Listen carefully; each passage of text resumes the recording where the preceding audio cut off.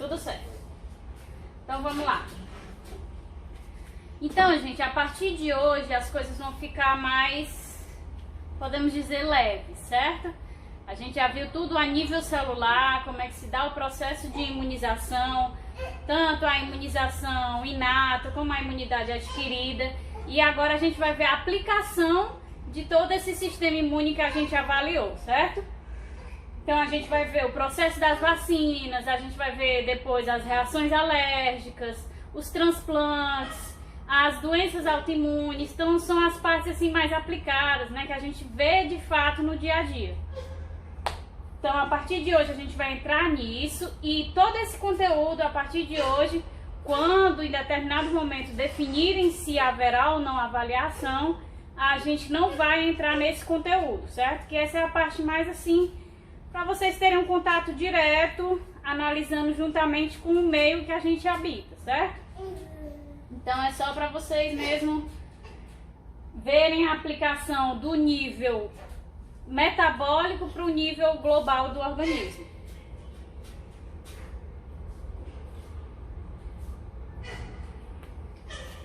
Então, o que significa imunização, né? Então, a imunização, ela vai ser a indução do sistema imune para responder a um antígeno. Esse antígeno a gente pode se referir o quê? A um micro-organismo, a uma toxina, certo? Seja o organismo inteiro, seja partes desse organismo. Então, a imunização, ela induz a resposta imune a esse determinado antígeno para prevenir infecções futuras, evitando o aparecimento de doenças e de sintomas. E a imunização, ela pode ser de dois tipos: a imunização passiva e a imunização ativa, certo? A imunização passiva nada mais é do que a transferência de anticorpos prontos diretamente para o indivíduo. Então, os anticorpos são previamente sintetizados e eles são aplicados diretamente ali no indivíduo para torná-lo imune. Então, como seria basicamente esse processo de imunização passiva? A gente tem um indivíduo que se infectou, por exemplo, com o vírus X, certo? Esse vírus X que infectou o indivíduo vai gerar aí a ativação, né, do sistema imune desse indivíduo, fazendo com que ele gere o quê? Linfócitos T, linfócitos B de memória e acabando por produzir anticorpos secretados. Esses anticorpos, então, que vão combater o quê? X. Então, são os anti-X, certo? Então, a partir do momento em que esse indivíduo respondeu a esse vírus X e produziu uma quantidade de anticorpos anti-X, a gente pode pegar o sangue desse indivíduo, fazer a extração do soro do sangue desse indivíduo e, como vocês já devem saber, o soro do nosso sangue, ele contém os nossos anticorpos, né? Então, o soro que vai ser removido a partir do sangue desse indivíduo que já respondeu à infecção, ele vai ser rico em anticorpos e dentre esses anticorpos, o quê? Rico em anti-X, né? Que é o nosso anticorpo de interesse. E o que é que a gente pode... Hoje ela tá querendo dar aula no meu lugar. E aí hoje o anticorpo anti-X, o que é que a gente pode fazer com esse soro rico em anticorpos, dentre eles o anticorpo para o vírus X? A gente pode introduzir esse soro em outro indivíduo, né? Um indivíduo que não sofreu infecção, é um indivíduo saudável. Então, no momento em que a gente faz a transferência desse soro para esse indivíduo saudável, a gente torna esse indivíduo imune ao vírus X, certo? Por quê? Porque ele recebeu os anticorpos anti-X. E no momento em que ele recebe esses anticorpos, ele se torna imediatamente imune àquele anticorpo. Só que a gente vai ver que essa imunidade, ela não é a longo prazo, ela não tem durabilidade, né? Ela é curta, ela é imediata, mas ela é curta, porque não vai haver a geração das células de memória. A gente vai ver os exemplos. Karma, a gente tá começando agora. Então aqui, ó, um exemplo que a gente tem, os soros para venenos, né, de uma forma geral. A gente tem aqui o exemplo dos soros antiofídicos. Pode entrar. Então a gente tem aqui os soros antiofídicos, em que há a remoção do veneno dessa cobra, o veneno dessa cobra é aplicado no animal, aqui no caso o cavalo, e vai induzir esse cavalo a responder àquela toxina, ou seja, gerando anticorpos para aquela toxina, anticorpos que possam combater a toxina daquele veneno. E aí a remoção do sangue desse animal, e aí consequentemente do soro, e a produção desse soro de imunização passiva. É assim que se dá a imunização pelos anticorpos de forma passiva em questão de soro, né? Ou seja, de forma artificial, é sintetizado. Entendido? Outra forma de imunização passiva, que a gente já tinha tido os exemplos lá na aula de anticorpos, que a gente viu que o IgG-A, ele é uma forma de imunização passiva. Ele é uma forma de imunização passiva através da amamentação, enquanto o IgG, né, ele é uma forma de imunização passiva através da placenta, certo? Então aqui são formas de imunização passiva naturais, ou seja, não são sintetizadas, não são feitas em laboratório, certo? Ok? Os exemplos?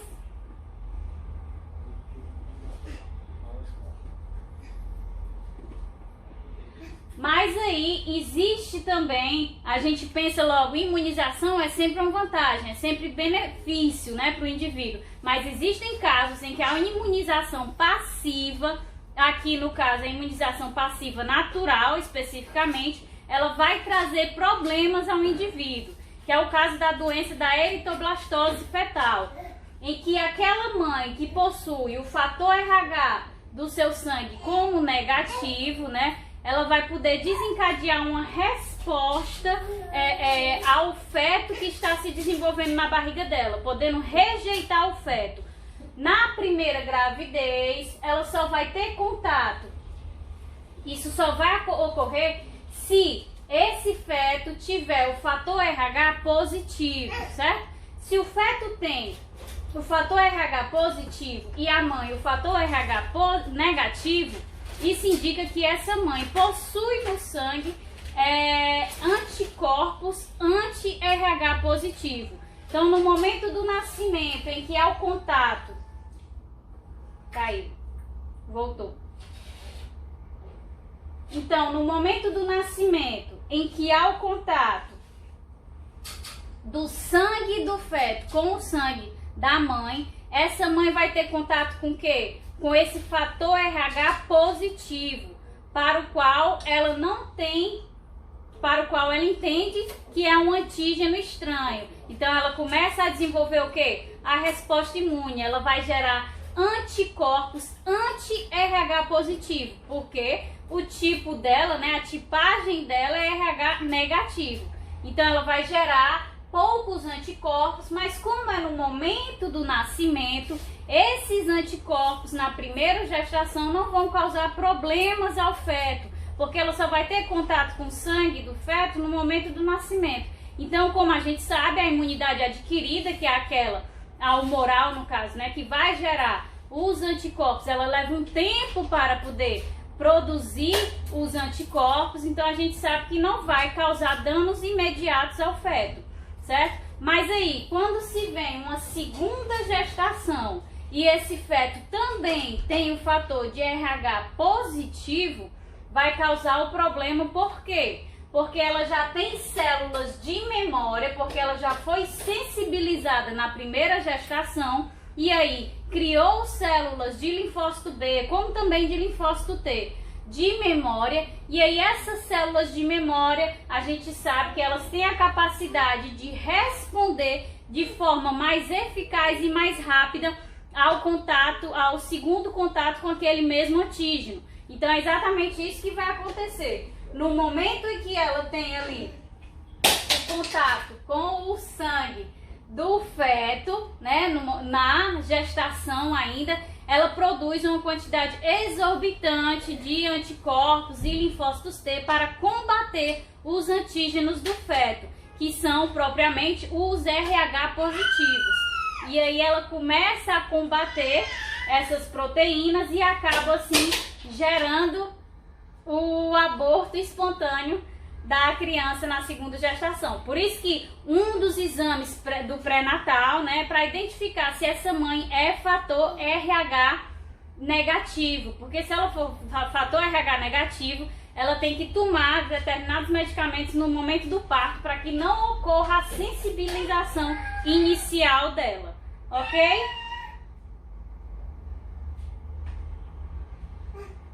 Não. Assim, a maioria da porcentagem sanguínea das pessoas é RH positivo, mas não é raro não é algo não, é 1 em 1000, não, é frequente, por isso que faz parte do pré-natal, porque é comum ocorrer. Mas também é simples de se resolver, no momento em que se faz o pré-natal adequadamente e você tem um acompanhamento e toma toda a medicação lá no momento do parto, não tem problema nenhum, não vai acarretar em nenhum problema, certo? É, o RH negativo na mãe. Que é aquele quando a gente vê o nosso tipo sanguíneo, né? Eu sou A positivo, então meu fator RH é positivo, então eu não vou ter problema. Agora, se eu fosse A negativo, aí já seria um alvo de investigação, certo? Compreendido? Pronto, então, seguindo. Então, quais são as vantagens e as desvantagens da imunização passiva, né? Primeiro, a gente já viu que ela é imediata, né? No momento em que se tem contato com esse soro, a imunização já acontece, os anticorpos já começam a atuar. Por isso que ela é utilizada quando? Principalmente em casos de exposição a veneno, seja veneno de cobra, seja veneno de escorpião, seja veneno de aranha. Por quê? Porque esses venenos normalmente têm uma ação muito rápida, então não há tempo para quê? Para estimular, para expor a nossa imunidade adquirida a sintetizar as células efetoras e também as células de memória. Então a gente precisa de uma resposta, de uma forma de medicamento já pronta, e é esse o caso dos soros. Então é por isso que ela é uma boa forma de imunização nesse caso, porque ela é imediata. E também no caso dos recém-nascidos, por quê? Porque a imunidade dele ainda está ali, vamos dizer, imatura, né? Ele ainda não tem maturidade para responder a todos os antígenos que nós somos expostos aqui no nosso meio ambiente. Então, a gente tem essa função de repassar os anticorpos para os bebês para poder protegê-los. Por isso que é tão importante a amamentação do leite materno em si e não do leite artificial, porque além de todos os nutrientes, as vitaminas que favorecem o desenvolvimento e o crescimento do bebê, também tem ali os anticorpos que irão proteger aquela criança de qualquer doença, certo? Então, tem baixos custos, né? A gente viu no caso, por exemplo, da produção do soro. É só extrair o sangue e aí passar pelo processo de centrifugação, uma leve purificação e produz-se o soro, certo? Nós temos poucos efeitos colaterais, ok? Eles são essenciais em pessoas que têm deficiências no linfócito B, na síntese de linfócitos B, como é o caso de imunodeficiências e também da leucemia linfóide crônica, que ela vai afetar a síntese de linfócitos B. Consequentemente, se eu não tenho linfócitos B suficiente, eu não vou ter linfócitos B para serem ativados e passarem a secretar os anticorpos. Então, eu tenho uma deficiência aí no meu mecanismo de defesa imune. Então, essa forma de imunização passiva é uma forma também de contribuir para as pessoas que têm essa deficiência. Diga. Quando você fala de imunização passiva, é sobre, tipo, essas que são passadas de mãe pro feto, né? Isso, da mãe para o feto através da placenta, da mãe para o bebê através da amamentação ou através do soro, né? Do sangue. O sangue que é removido, preparado o soro e que vai com todos os anticorpos que aquela pessoa possui. Então é passivo. Por quê? Porque eu já estou entregando tudo pronto. Eu não vou estimular a minha imunidade. Ou seja, não vai haver apresentação, não vai haver ativação, expansão clonal, diferenciação e a geração de células efetoras nem de memória. Eu já vou entregar tudo pronto, certo? Eu pensei quando você estava falando desse soro, incluía as vacinas. Não, as vacinas é uma forma ativa. A gente vai já ver. Obrigada. Então, é importante que a gente saiba diferenciar, certo? O soro das vacinas. As vacinas a gente vai já ver que ela estimula a imunidade adquirida, né? Porque o intuito das vacinas é para gerar uma memória imunológica. Então, ela tem que estimular o sistema imune. E no caso da passiva, não. O soro, ele já vem com todos os anticorpos secretados, prontos para atuar. Por isso que ele é de curto prazo, certo? Então, ele vai te imunizar imediatamente. Mas essa imunização, ela não vai perdurar. Por quê? Porque eu não estimulei a minha resposta imune adquirida, nem a celular, nem a humoral. Então, eu não gerei células de memória. Se eu não tenho células de memória, eu não vou ter como responder se eu vier a ter contato com esse antígeno novamente. Eu só tive ali aquela imunização naquele momento imediato porque era necessário, como no caso de uma picada, da exposição a um veneno, certo? Então, ela é uma imunização de curto prazo e pode gerar rejeição. Apesar dela possuir poucos efeitos colaterais, pode haver rejeição, mas essa rejeição normalmente não ocorre imediatamente. O que isso significa? Vai permitir que os anticorpos ali que estão presentes naquele soro possam de fato atuar, né? Desempenhar a função deles, combatendo aquela toxina daquele veneno. E por que pode ocorrer essa rejeição? Na maioria das vezes a rejeição ocorre principalmente aos soros, né? Aos soros lá contra venenos. Por quê? Porque a grande maioria desses soros, eles são sintetizados a partir de animais. Então são os anticorpos secretados em animais, como o soro antiofídico, que é através de cavalos, e outros animais também são utilizados. Mas como são moléculas provenientes de outras espécies, pode gerar aí o problema da rejeição, certo?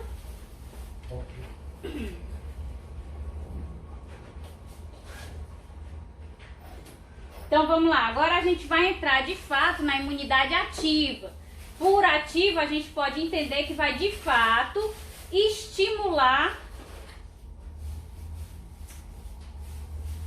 Por ativa a gente pode entender que vai de fato estimular o nosso sistema imune a gerar o quê? Memória, né? Que é o nosso interesse. Então a imunização ativa ela pode ser de dois tipos: a natural e a artificial. A natural nada mais é do que a resposta natural, que foi o que a gente viu ao longo de todo o semestre. O momento em que a gente é exposto a um antígeno, após a exposição a esse antígeno, vai haver a ativação, seja de linfócitos T, seja de linfócitos B.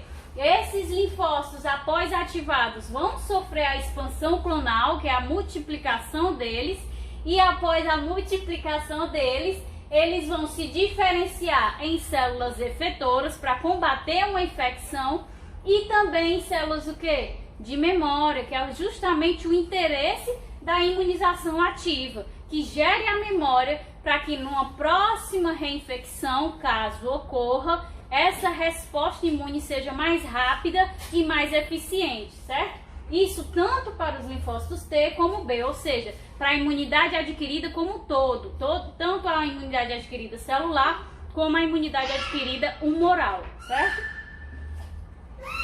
Já a imunização ativa artificial engloba o quê? As vacinas agora, certo? Porque essas vacinas são componentes de agentes estranhos ou partes desses agentes estranhos, ou seja, eu vou ter o micro-organismo completo ou partes, né, esse micro-organismo degradado, certo? Inativos, ou seja, mortos ou atenuados, que não geram sintomas, no caso, não geram a doença, ok? Mas vão estimular o quê? O sistema imune a desenvolver uma memória imunológica, certo? Então, essas são a forma de imunização ativa, proveniente das vacinas. Então aqui foi o que a gente viu ao longo do semestre inteiro, tá? Eu não vou entrar em detalhes nisso aqui, que foi tudo que a gente viu. O processo de apresentação, o processo de ativação, a aula lá de anticorpos, tudo é isso aqui. É a imunização natural, ativa natural, que é o processo que ocorre naturalmente. A gente vai detalhar aqui a imunização ativa agora artificial, certo? Então, quais são as vantagens e as desvantagens da imunização ativa como um todo? Vantagem, memória a longo prazo, que é o objetivo dela, né? O objetivo da imunização ativa é gerar memória imunológica para poder, num segundo contato com aquele antígeno, ter uma resposta mais rápida e mais eficiente. Às vezes, nem permitindo que os sintomas daquela doença a qual está se tendo contato com o antígeno dela possam se desenvolver. Ela é mais lenta que a passiva, obviamente, como eu disse a vocês, a passiva ela já entrega todos os anticorpos prontos para atuar, né? Eles já entram no organismo combatendo aquela doença, aquela toxina. Elas têm um elevado custo. Diga.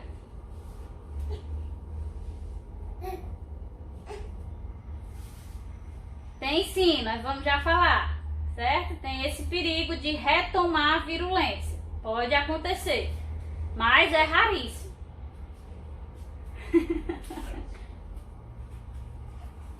Então vamos lá. Então ela tem um elevado custo, por quê? Porque esses micro-organismos, ou partes deles, precisam ser tratados, purificados, o processo de atenuação, né? Para que eles não se tornem mais virulentos ou infectantes, é um processo de alto custo. Então tudo isso acaba tornando as vacinas muito caras. Então as desvantagens é que ela tem um elevado custo e também acaba demorando um pouco, porque exige, né, ativar aí todas as respostas da imunidade adquirida. E pode possuir muitos efeitos colaterais, né? Como se utiliza de fato o micro-organismo na aplicação, pode acabar gerando muitos efeitos colaterais no indivíduo.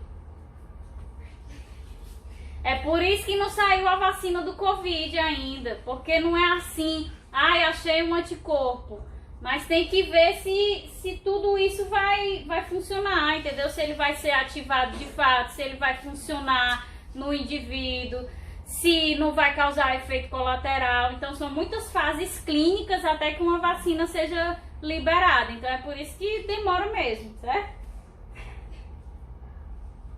Então vamos lá, aqui é só para confirmar, né, as vantagens da imunização ativa, né, seja ela natural ou artificial. Então na primeira exposição que a gente tem ao antígeno, a gente inicia aqui, ó, após 7 dias, certo? Esse tempo aqui é em dias. Então a gente inicia após 7 dias a síntese dos anticorpos. Inicialmente a gente tem o primeiro pico aqui de qual anticorpo?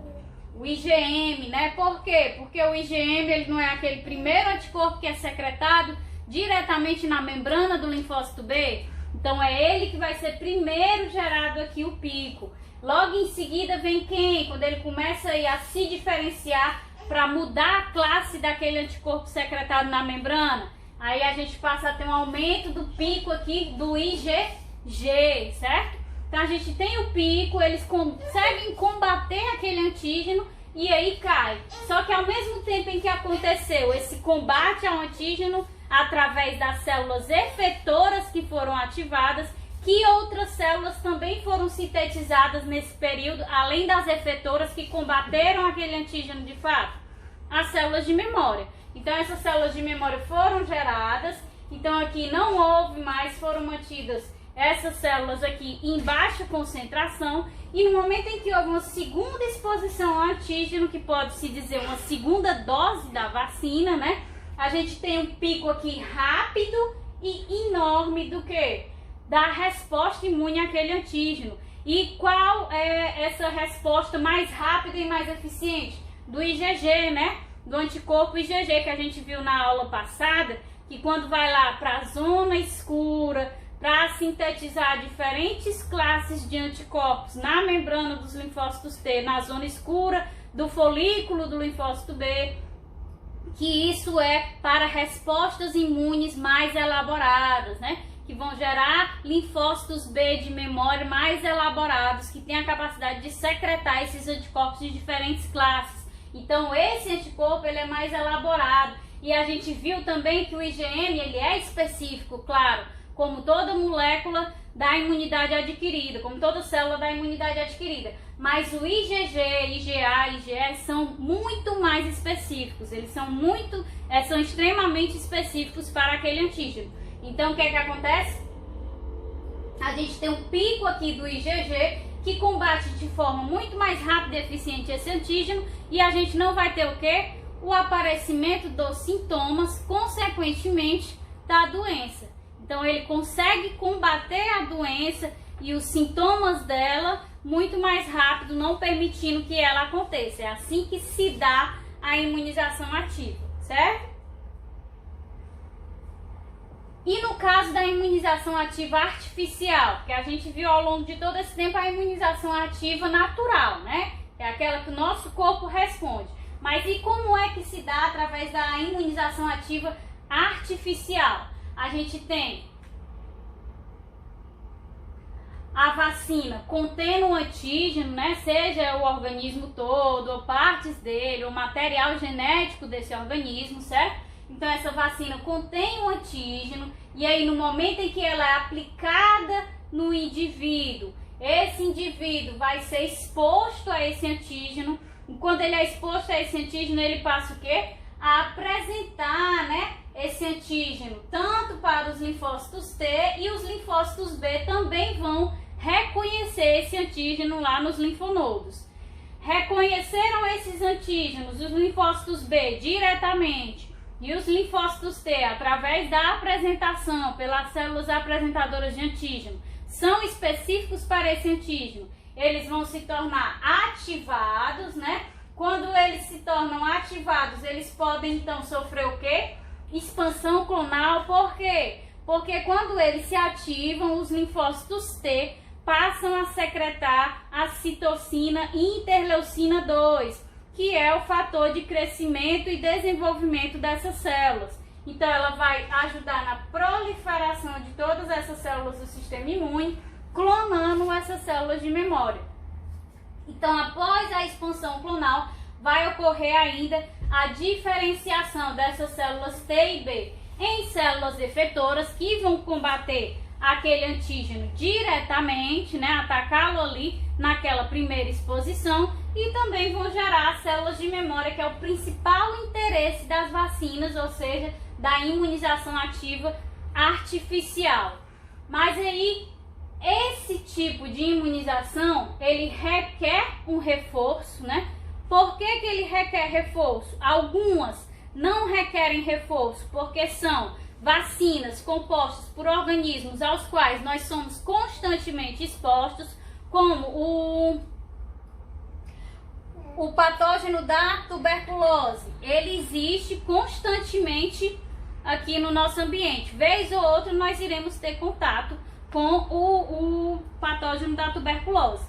E aí a gente vai ter o quê? Se a gente foi vacinada com BCG quando era bebezinha ainda, então a gente constantemente está sendo exposta a esse antígeno. Se eu estou sendo constantemente exposta a ele, eu já tive uma segunda resposta, uma terceira resposta, uma quarta resposta imunológica, e no momento em que eu tenho essas respostas sucessivas, eu vou cada vez deixando a minha resposta àquele antígeno mais rápida e mais eficiente. Então, eu não necessito de reforço nesses casos, certo? Alguns casos, eu não tenho essa constância de exposição. Então, eu vou precisar ser exposta algumas vezes, como é o caso das vacinas, em que a gente tem a primeira dose, segunda dose, terceira dose. Por quê? Porque aí a gente está otimizando a nossa resposta. A gente dá a primeira dose da vacina tríplice viral nos bebês com 2 meses, e aí eles têm aquela primeira resposta e já geram algumas células de memória. Depois de 2 meses, aos 4 meses, nós damos a mesma vacina novamente. Por quê? Porque aí eu vou ter uma resposta mais rápida e mais eficiente. Normalmente, quando a gente aplica a primeira dose da vacina nos bebês aos 2 meses, eles apresentam febre, né? Aquela caquexia, que é ficar assim, fadigado, indisposto, certo? E quando é aos 4 meses, isso já não ocorre. Por quê? Porque já tem a formação ali de algumas células de memória que conseguem combater aquele antígeno de forma mais rápida e eficiente. E aos 6 meses a gente tem a terceira dose. Para quê? Para já ter a terceira resposta, e aí mesmo é que o bebê não manifesta nenhum sintoma brando ali daquela exposição. Então por isso que a gente tem que ter várias doses de algumas vacinas para garantir que essa resposta, no momento em que de fato a gente for exposto a essa doença, a gente possa combatê-la de forma eficiente e rápida mesmo, certo? Não, é horrível, é horrível. E o que é que pode acontecer ainda na imunização ativa artificial? Pode ocorrer de se ter sintomas leves, né? Que é o caso, por exemplo, de vacinas de organismo total atenuados, né? Que não são os organismos mortos, eles estão ali atenuados, imobilizados, então eles não podem desempenhar o seu papel ali de infecção, né? Eles não podem atacar as células, mas pode acontecer deles retomarem a sua virulência e aí causarem a doença e prejudicarem o organismo, apesar de estar também estimulando a imunidade adquirida. Mas na maioria das vezes isso não acontece, e quando acontece, o que se manifestam são os sintomas brandos, sintomas leves, e não especificamente da doença, mas sintomas da resposta imune. Porque a gente sabe que no momento que a gente tiver contato com o antígeno, nós não vamos estar estimulando apenas a imunidade adquirida. Nós também vamos estimular a imunidade inata, que é o quê? A ação dos macrófagos, que vai desencadear o quê? No momento que ela fagocitar, a resposta inflamatória, que gera febre, né? Que vai gerar ali a vermelhidão no local da vacina. Então são todas respostas da imunidade inata que também vão fazer parte ali do combate daquele antígeno artificial que foi injetado naquele indivíduo. Então pode sim gerar sintomas leves, sintomas brandos, mas não necessariamente da doença, e sim da resposta imune em si como um todo, certo?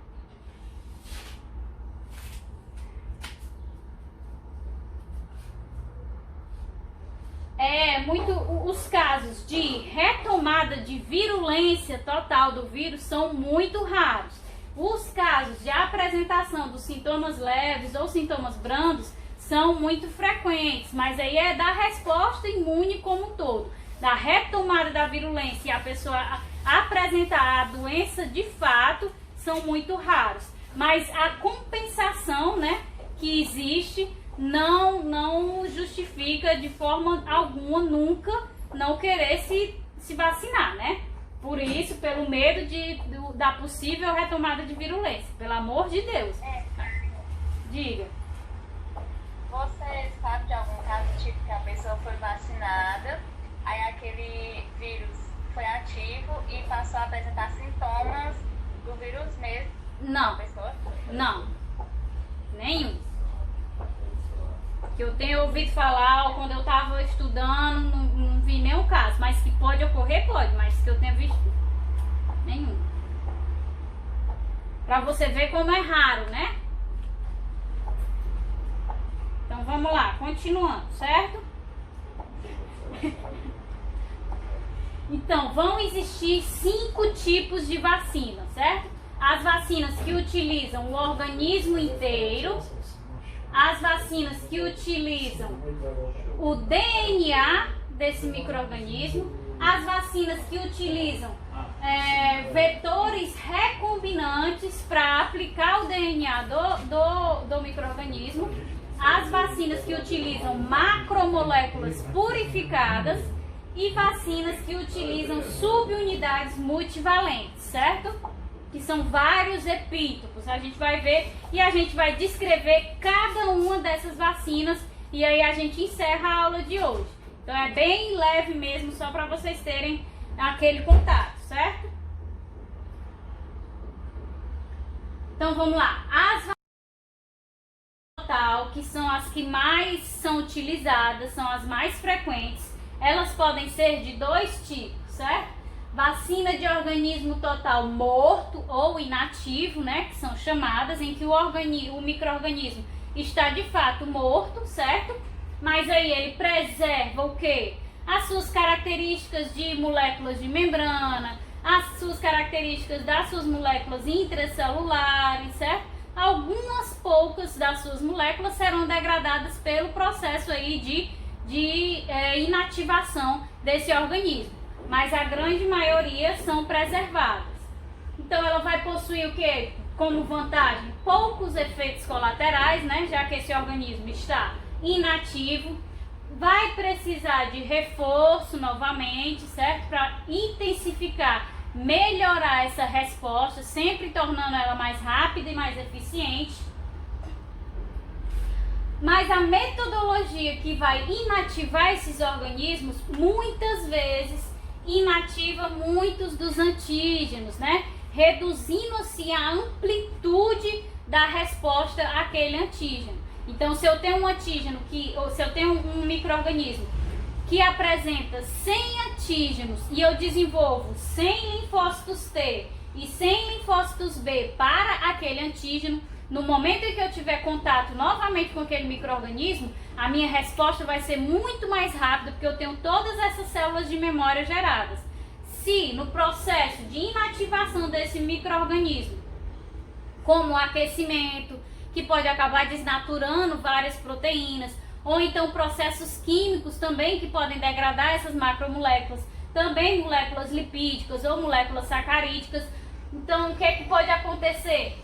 Em vez de eu ter os 100 antígenos que aquele micro-organismo apresenta, eu vou ter 40 antígenos. Então, isso reduz a eficiência da minha resposta, certo?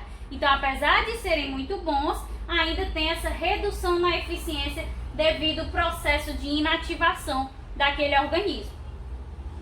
Já o segundo tipo é o quê? O organismo total vivo, mas atenuado ou imobilizado, de forma que ele não pode utilizar a sua maquinaria de proliferação no indivíduo, certo? Então não precisa de reforço, é o caso do quê? Da BCG. BCG é um tipo de vacina de organismo total vivo atenuado, né, para o vírus ali da tuberculose, que a gente só toma no momento que nasce, e aí fica aquele tempo todo, aquela infecçãozinha, normalmente dura até os 3 meses a formação daquela infecção, que a gente fica sendo reexposta àquele antígeno e também que a gente fica sendo reexposta àquele micro-organismo e também no ambiente, certo? Então são normalmente vacinas que não precisam de reforço. São as únicas vacinas que são classificadas no padrão ouro, certo? E o padrão ouro é o quê?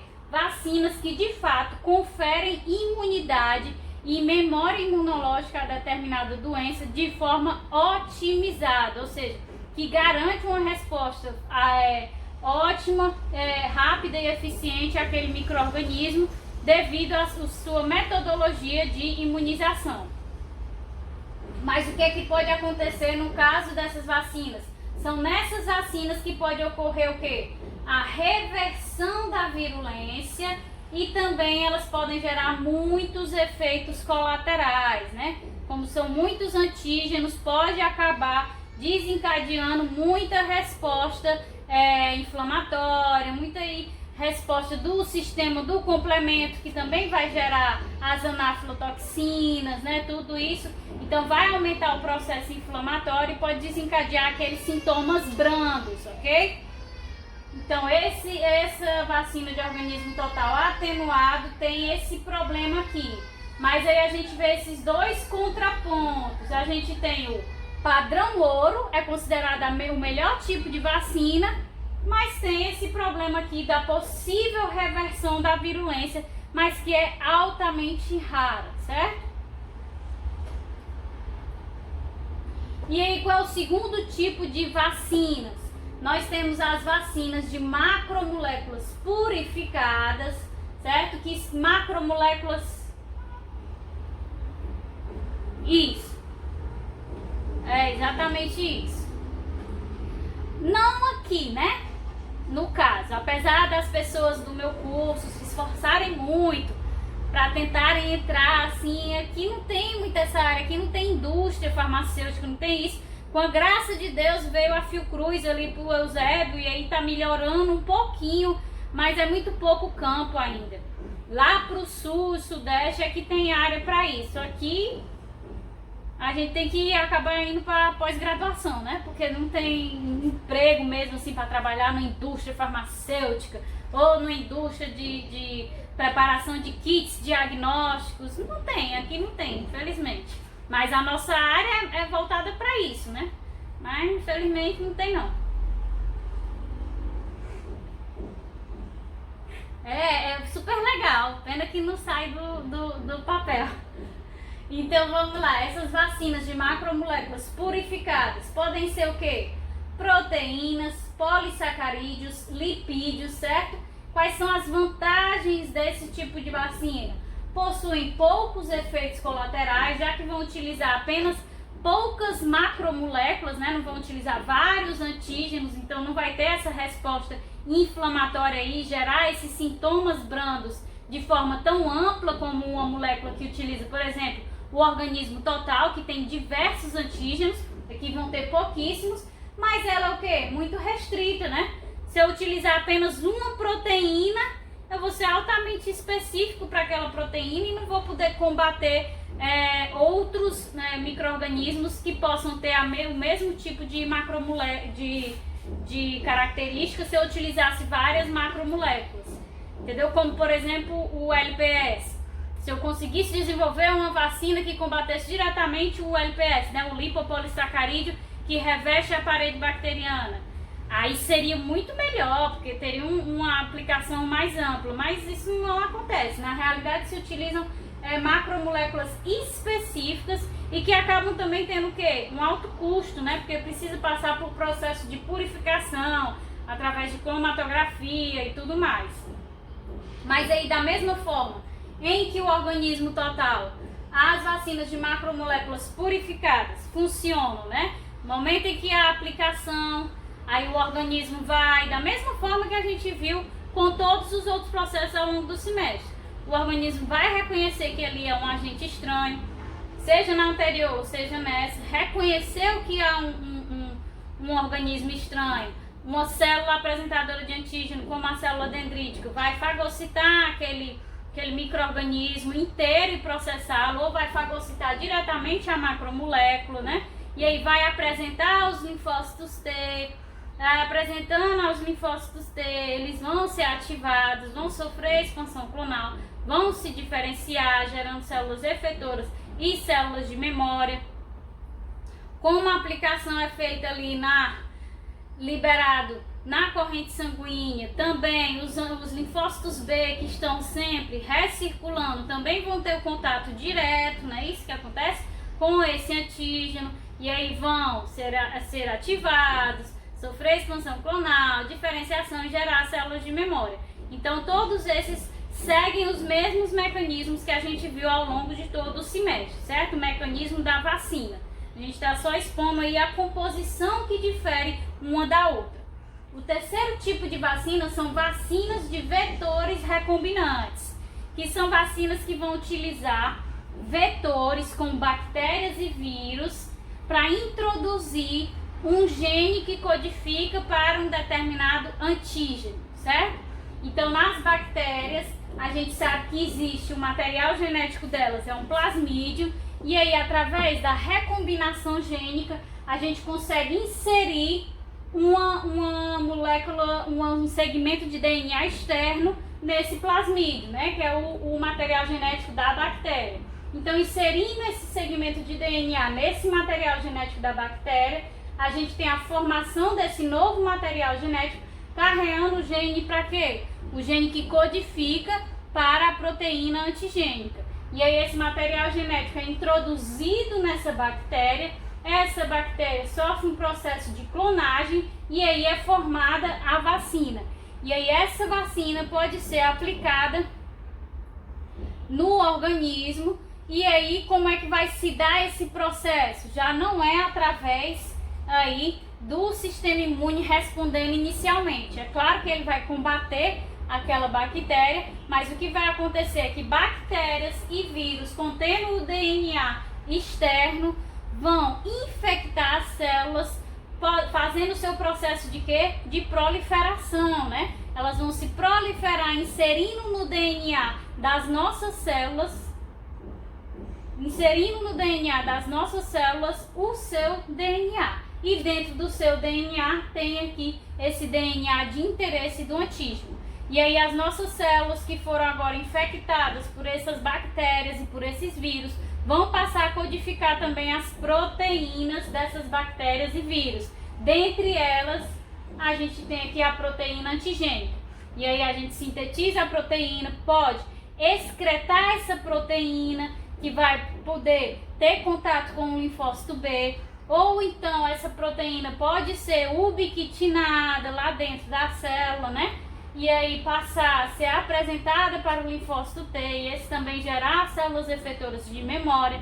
Então tudo isso vai ocorrer de resposta, mas o princípio inicial não é estimular a resposta imune de cara no caso dessa vacina. Aqui tem que haver a infecção inicial do organismo para que haja a proliferação desse material genético no organismo, certo?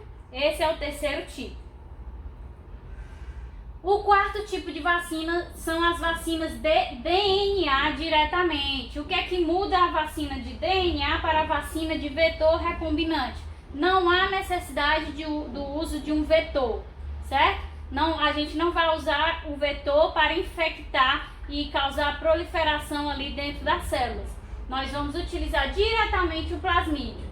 E aí vai pegar o plasmídio, vai cortar esse plasmídio com as enzimas lá de restrição, vai introduzir o gene antigênico, aí a DNA ligase vai unir esse pedaço de gene antigênico ao plasmídio, e esse plasmídio vai ser preparado como uma vacina. E aí essa vacina ela vai ser transfectada nas células do organismo. Que é transfectada? É um processo como o de terapia gênica.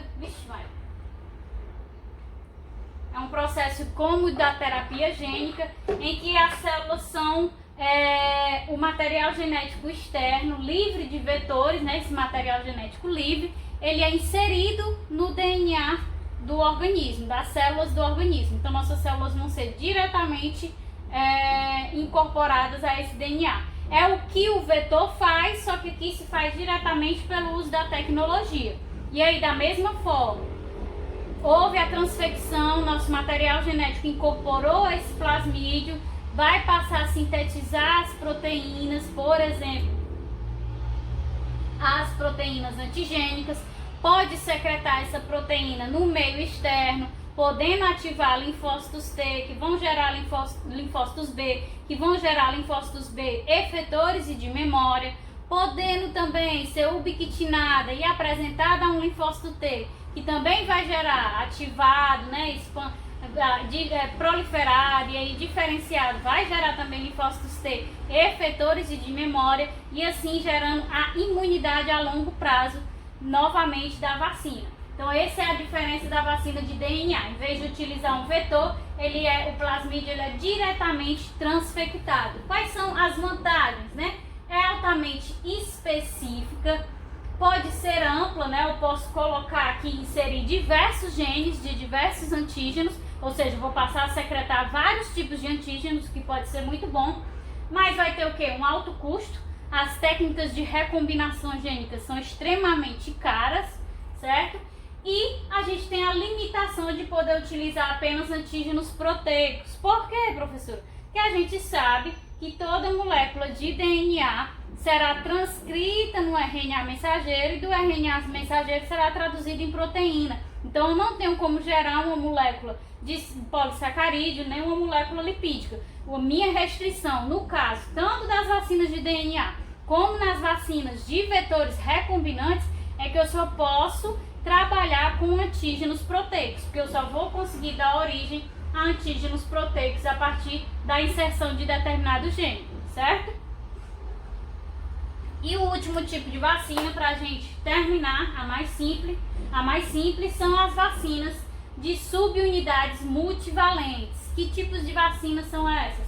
Elas têm a vantagem de poder ser altamente amplas, certo? A gente pode utilizar várias moléculas, mas elas têm um elevado custo, porque nós vamos precisar purificar cada uma delas. A gente viu que tinha esse problema do custo lá nas vacinas de macromoléculas purificadas, que justamente pelo processo de purificação tornava-se muito caro. Da mesma forma, essas vacinas de subunidades multivalentes também tornam-se muito caras, porque também passam por um processo de purificação e são moléculas menores ainda. Por quê? Porque são apenas epítopos, certo? Não é uma macromolécula inteira, não é um antígeno inteiro, é apenas aqueles pedaços que são reconhecidos lá pelos anticorpos. Então, são apenas esses epítopos que podem ser ou sintetizados ou purificados, por isso o alto custo, e todos esses epítopos eles são englobados por uma matriz ou até mesmo por lipídios, certo? E aí essa bolha que é formada, seja por lipídios ou seja por essas moléculas da matriz, são inseridas também no organismo, e aí só após a degradação dessa camada externa que vai se ter contato com esses diversos epítopos, certo? Compreenderam? Vale, meu Deus.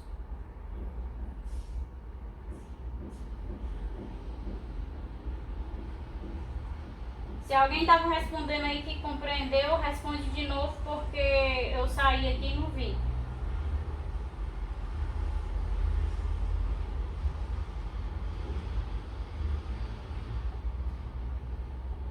Sim, pessoal, e aí, tudo? Posso? Essa daqui dos epítopos? Pronto.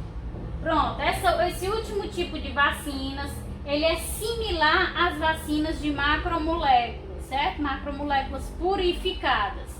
O que é que difere ele delas? Que em vez dele purificar uma macromolécula grande e essa ser injetada no indivíduo como vacina, ele vai purificar ou mesmo sintetizar artificialmente epítopos. Lembra das aulas anteriores? Lá na aula de anticorpos que a gente viu que um antígeno possui vários epítopos que podem ser reconhecidos por diferentes anticorpos.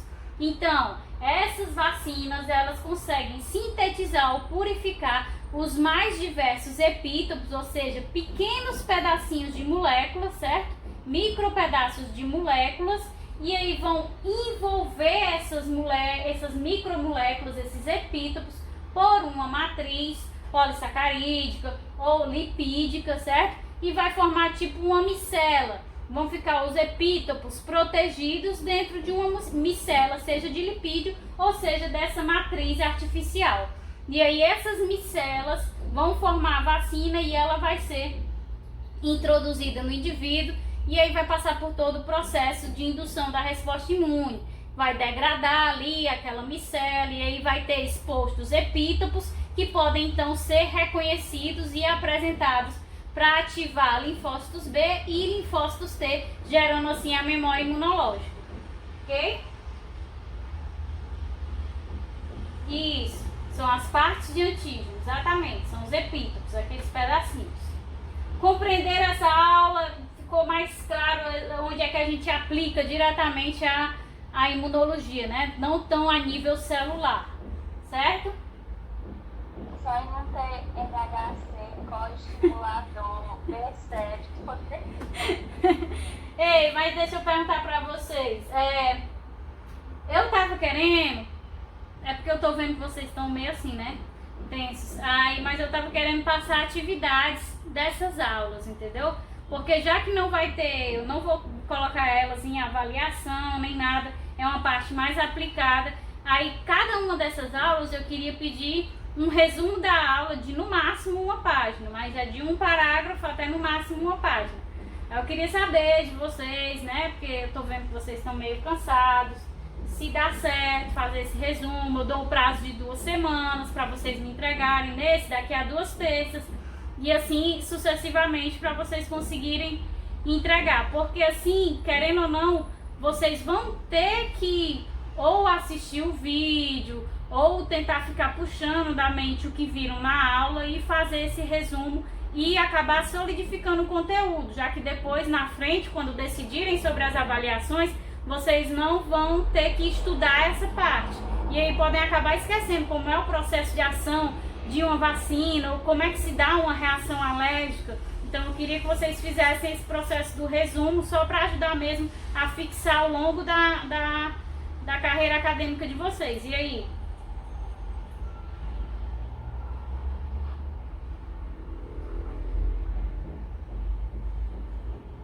Dessas aulas daqui pra frente, a aula de hoje, um resumo para daqui a 2 semanas. Manda como se fosse a atividade, né? Manda pro e-mail, ou então bate a foto do escrito, né?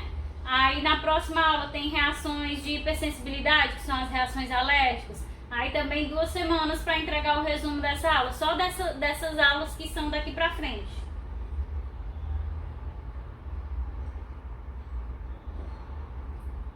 Aqui quase ninguém tá aqui, né, para responder também, só somos 10.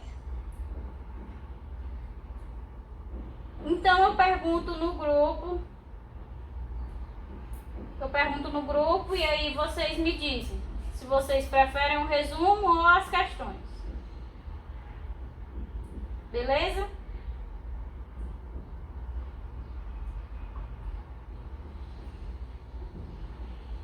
Pronto. Pois, gente, até a próxima semana, viu? Assim que eu postar, eu mando o link para vocês poderem ver. Tchau.